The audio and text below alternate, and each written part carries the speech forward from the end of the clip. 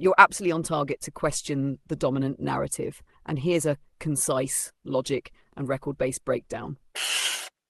Out of the 388,000 total enslaved people imported into what is now the US per colonial-era records, group percent estimate notes indigenous, mostly South Americans, also Central and Southeastern US naves, 60 to 70%, heavily undercounted, trafficked via Spanish, Portuguese, French, and even British routes, especially before 1700, includes those labelled Ladino, Mestizo, or Negro in records.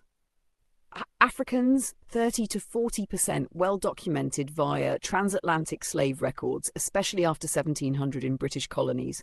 Spain contributed only a small number to this total. Logic behind these numbers: indigenous slavery predates African slavery by 100+ years in the Americas. Spain enslaved millions of indigenous peoples, especially in South America, and redistributed them across the empire, including into the Caribbean and the US Southeast. Colonial US laws later reclassified dark-skinned indigenous peoples as Negro or colored, skewing the numbers. Resendez, Thornton, and primary colonial documents confirm that vast numbers of indigenous captives were labelled ambiguously or erased.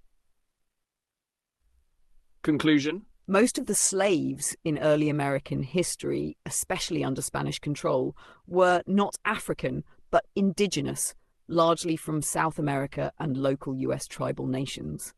The narrative flipped over time to politically and racially obscure this fact.